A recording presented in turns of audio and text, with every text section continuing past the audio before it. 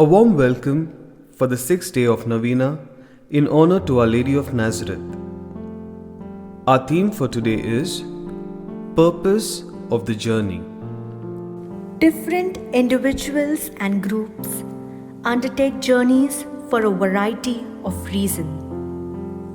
Some travel to carry out business transactions. Some go to holy places on a pilgrimage. Families or friends go for picnics to enjoy the day. Students and teachers undertake study tours or go on excursion to significant places. Nature lovers engage in a safari and risk their life in the jungle. Scientists, mountain climbers, and explorers undertake hard expeditions in search of a new discovery. Each of these journeys have a definite motive and purpose. In the Bible, we read that the people of Israel journeyed in the desert to settle down in the long-awaited promised land. Kindly join us in singing the hymn As the Deer.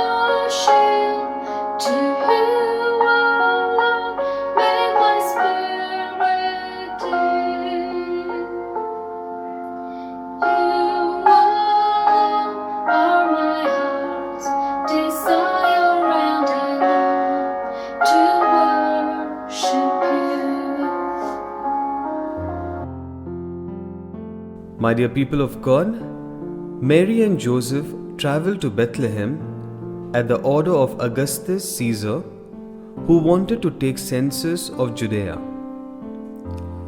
The Holy Family flew to Egypt to escape King Herod, who wanted to kill the newborn child, King Jesus.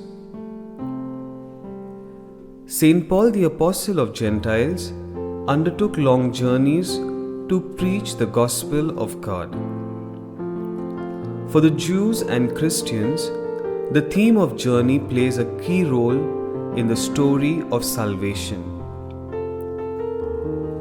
I always hear people saying, I want to do this, I want to do that. And when we don't receive and happen as per our plan A, we tend to get upset and sad. We never realize that God may be having plan B for me. My dear friends, when we come for Mass or spend time before the Blessed Sacrament in the chapel, we always have a request to place before God. Have you ever asked, Lord, what do you want of me or from me? Have you ever tried to imitate Christ by reaching out to the needy, not only financially, but also emotionally, without expecting anything in return? Can we be faithful to one another in the family, even if my family member does not see? God, who is omnipotent, can see all that we are doing, whether good or evil. The day we are faithful to God and lead a holy life, we will never feel disappointment, because it is then we will show our total trust and love in our Savior.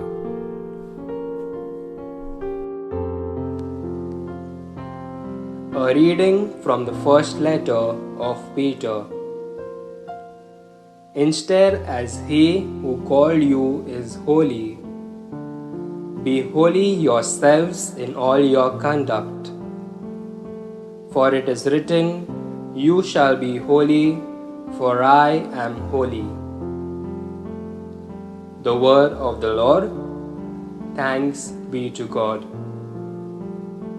The Church teaches us that the ultimate purpose of our journey of life is to become holy. For it is said, be holy, for God is holy.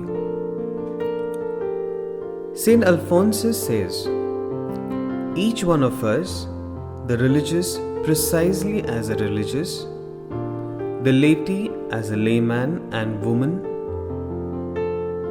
the priest as a priest, the merchant as a merchant, and the very same for every walk of life, we are called to be holy.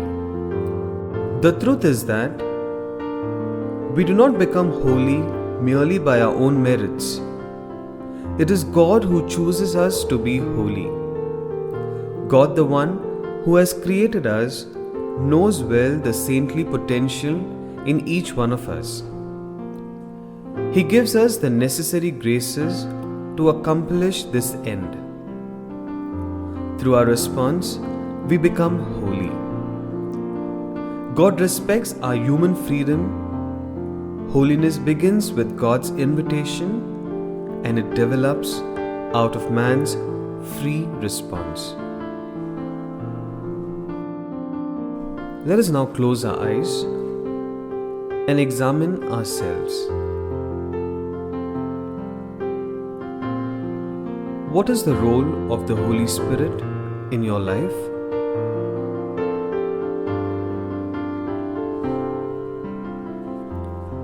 How do you recognize holiness in your life?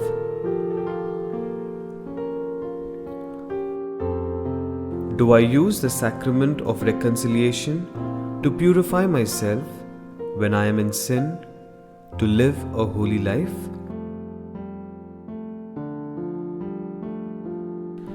Let us offer 3 Hail Marys to Mary, our dear Mother, and ask her to intercede to her Son Jesus, so we may deepen our faith and trust in Him and understand what is the purpose of our journey, so I may walk in the path of the Lord. Hail Mary, full of grace, the Lord is with you. Blessed are you amongst women, and blessed is the fruit of thy womb, Jesus. Holy Mary, Mother of God, pray for us sinners, now and at the hour of our death. Amen. Hail Mary, full of grace, the Lord is with you. Blessed are you amongst women, and blessed is the fruit of thy womb, Jesus. Holy Mary, Mother of God, pray for us sinners, now and at the hour of our death. Amen. Hail Mary, full of grace, the Lord is with you. Blessed are you amongst women, and blessed is the fruit of thy womb, Jesus. Holy Mary, Mother of God, pray for us sinners, now and at the hour of our death. Amen. Now in our prayer together, God, you are good and merciful. put in our hearts confidence in the intercession of Mary, whom we invoke under the title of Our Lady of Nazareth. Nazareth was too small to be the hometown of a great personality. Yet in your providence, O God, your carnate Son Jesus lived and worked for 33 years at Nazareth. Nazareth means to watch and guard, as your Son Jesus is guarded from harm and death intended by his enemies at Nazareth.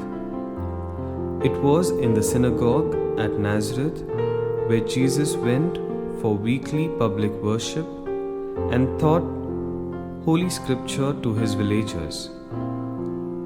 Lord Jesus, remembering all that happened to you in the company of your mother at Nazareth, we come to her with filial love and affection. Let us place our petition and specially thank God for the gift of Jesus, a true example of holiness, that he may be constantly with us in this journey along with his mother to help us to remain holy. May Our Lady of Nazareth keep us safe from every harm to our body and soul.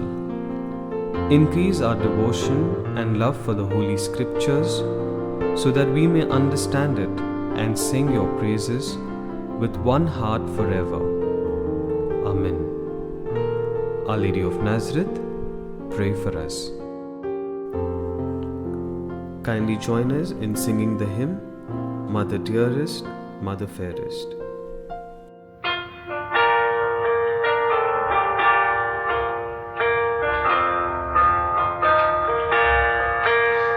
Mother dearest, Mother fairest, help a fool who call on thee.